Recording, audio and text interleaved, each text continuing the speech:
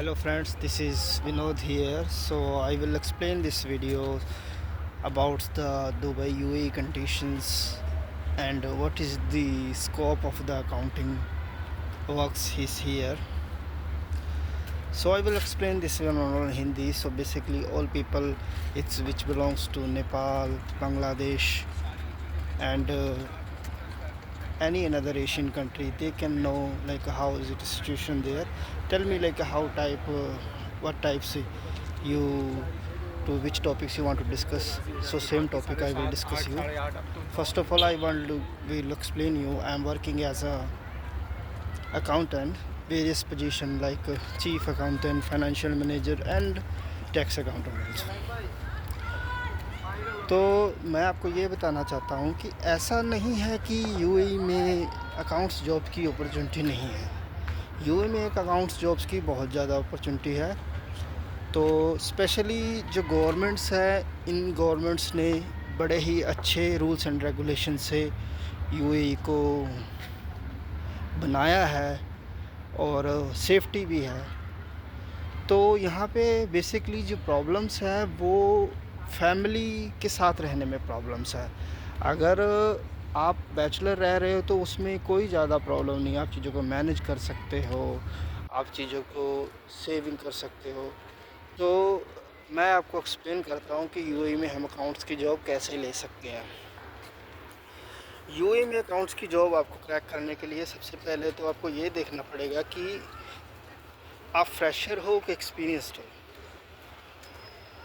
और जब ये मैं फ्रेशर और एक्सपीरियंस के वर्ड्स का यूज़ कर रहा हूँ, और ये वर्ड्स उनके लिए है कि जो यूएई में काम कर रहे हैं, ना कि जिनको इंडिया में एक्सपीरियंस है। बेसिकली अकाउंट से ज़्यादा डिफरेंस नहीं है, पर फिर भी जैसे कि मान लो कि जो ज़्यादातर रिक्रूट्स होते हैं या कंपनीज होती हैं वो प्रेफर्स उन्हीं को करती हैं जो कि जिसको यूएई का एक्सपीरियंस होता है। देखो, अगर आप विज़िट वीज़े पे आते हो और आपको एक्सपीरियंस नहीं है तो सबसे पहले मैं आपको ये बताऊंगा कि आपको अदर एमिरेट्स चूज़ करना चाहिए इंस्टेड ऑफ दुबई, क्योंकि उससे कि बेसिकली आपको रीज़न्स 3-4 जो कारण हैं मैं उसको आपको स्पेसिफाई करता हूँ। पहली बात, अगर आप दूसरे एमिरेट्स में जाते हो जो आपका कंपटीशन है वो कम होगा, क्योंकि उसका रीज़न ये है जैसे कि कंपटीशन कम होगा तो आपको दूसरे एमिरेट्स में जॉब मिलने के लिए आसानी होगी। क्योंकि जो दुबई है ना, दुबई की मार्केट में कंपटीशन बहुत ज़्यादा है। यहाँ पे जॉब्स आपको अकाउंट्स की उतनी ही मिलेंगी जितनी कि पूरे अदर देन एमिरेट्स में है। बट प्रॉब्लम है जो फ्रेशर्स हैं उनके लिए बहुत सारी प्रॉब्लम्स है। वो इस जॉब को क्रैक करना, इंटरव्यू क्रैक करना और उसको अप्लाई करना थोड़ा सा डिफ़िकल्ट है।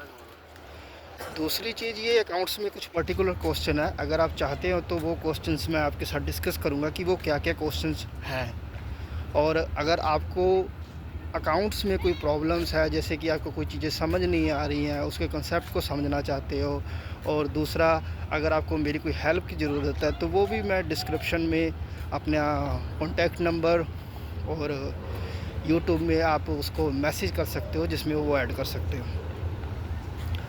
तो मैं आपको ये चीज़ें बता रहा था, उस टॉपिक पे हम कंटिन्यू करते हैं। फिर दूसरा ये कि जो अदर एमिरेट्स हैं, अदर एमिरेट्स में कंपटीशन इतना ज़्यादा नहीं होता और वहाँ पे कैंडिडेट बहुत कम जाते हैं। तो वहाँ पे आपको बेसिकली एक तो सबसे पहली बात एक्सपेंसेस बहुत कम होंगे, क्योंकि दुबई में एक्सपेंसेस बहुत ज़्यादा है। दूसरी जगह पे एक्सपेंसेस बहुत कम होंगे और आपको सर्वाइव करने में और जॉब करने में डिफ़िकल्टी नहीं आएगी। और अगर आपको जॉब मिल गई तो जॉब मिलने के बाद वो वीज़ा भी लॉन्ग टर्म रहेगा। दुबई की जो लाइफ है ना वो बड़ी फास्ट मूविंग लाइफ है। उसमें से आप ये नहीं कह सकते कि हाँ अभी मेरी ये लाइफ चल रही है और ये स्मूथली मतलब 2 साल चलेगी, 3 साल चलेगी, ऐसा बहुत रेयर होता है। तो यहाँ पे क्या है, कैंडिडेट्स की कमी नहीं है। कैंडिडेट्स तो अगर एक ऐड आती है तो काफ़ी लोग उस पर आके अप्लाई करते हैं। मैं अपने एक्सपीरियंस की बात कर रहा हूँ कि मुझे 7 साल हो गए दुबई में काम करते हुए अकाउंट्स का, और मैंने आज तक ज़्यादा नहीं तो 100 इंटरव्यू दे चुका हूँ मैं।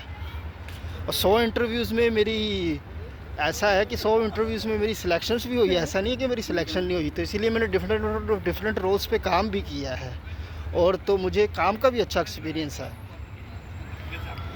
तो इस बारे में डिस्कस कर रहे थे। अब दूसरी बात आती है एक्सपीरियंस कैंडिडेट्स की, जिनको यूए का एक्सपीरियंस है।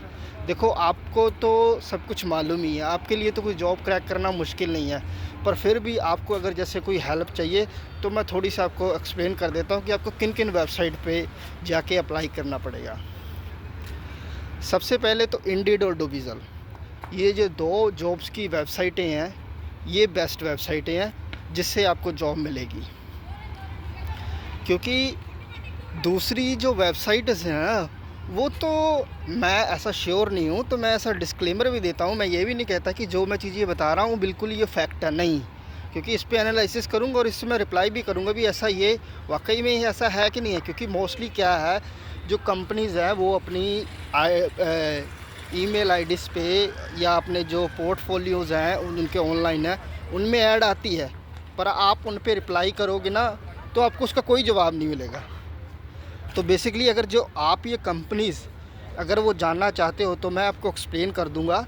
जैसे कि हम एक ग्रुप बना लेंगे, उसमें डिस्कशन करेंगे कि वो कौन कौन सी कंपनीज़ हैं जो वो ऐड डालती हैं और वो फेक हैं, और उस पर रिप्लाई ना किया जाए तो उसका बेनिफिट भी नहीं होगा।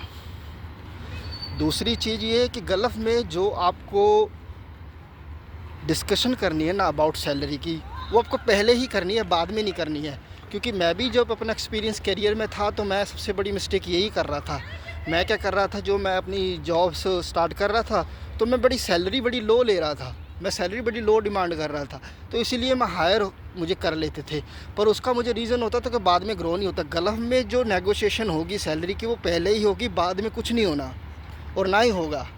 क्योंकि क्या होता है, शुरू में ही आप काम की एस्टेब्लिशमेंट करते हो और काम को सेटअप कर देते हो, और बाद में क्या होता है कि जो उनकी एक्सपेक्टेशन होती है ना उसके अकॉर्डिंग वो आप खरे नहीं उतर पाते। तो वो तो कॉन्सिक्वेंसेस ये है कि आपको डिस्कशन जो करनी है सैलरी की वो पहले ही करनी है, दूसरे में डिस्कशन नहीं करनी है। और अकाउंट्स की जॉब्स यहाँ पे बहुत है। सैलरी बेसिकली क्या अकाउंट्स में रहती है, 3000 से 5000 के बीच में रहती है, जो बेसिकली सैलरी है। अगर कोई बंदे को 1-2 साल का एक्सपीरियंस है और वो बड़ी कंपनी में नहीं जा रहा, बाकी ये डिपेंड ऑन कंपनीज करता है। तो मैं आपको एक रेंज दे देता हूँ, भी 3 से 5000 दराम आपकी सैलरी रहेगी। और अगर उससे कोई बड़ी पोजीशन है सीनियर अकाउंटेंट, तो वो कंपनी पे डिपेंड करता है भी वो कितनी सैलरी दे देते हैं। तो उस पर भी ये हम कह सकते हैं भी 5000 के बाद की बात है, भी 6000 से लेकर 10,000 के बीच में उनकी सैलरी होगी। और ऐसा आप बिल्कुल मत सोचें कि हाँ भी मेरे पास सीए नहीं है या मेरे पास सीएस नहीं है, आईसीडब्ल्यू है, ऐसा कोई नहीं। It doesn't matter about qualification है। अगर कोई आपके पास प्रोफेशनल डिग्री है, इट्स वेल एंड गुड, पर आपको डीमोटिवेट नहीं होना है। जो आपके पास एक्सपीरियंस है, जो आपको काम आता है, आप उसके अकॉर्डिंग आगे बढ़ें और आपको पता चलेगा कि चीज़ें स्मूथ हैं। पर हाँ, अगर मान लो आप फैमिली के साथ रहना चाहते हो तो ये बहुत डिफ़िकल्ट है इधर उसके साथ, क्योंकि आपके पास सस्टेनेबिलिटी नहीं है। और सस्टेनेबिलिटी नहीं है, जब आपकी इंसान की सस्टेनेबिलिटी नहीं होती तो बेसिकली वो सोच भी नहीं पाता और उस तरीके से एक्ट कर भी नहीं पाता। और तो मैं आपको थोड़ा सा व्यू दिखा देता हूँ कि मैं यहाँ पे जगह पे हूँ, ठीक है। और यहाँ पे हूँ मैं, ये बेसिकली ये व्यू है, ये आप देख सकते हैं कौन रोड क्रीक व्यू है। और ये मेरे सामने गलादारी है और वहाँ पे वो सामने कैरी फोर है और यहाँ पे मेट्रो स्टेशन है।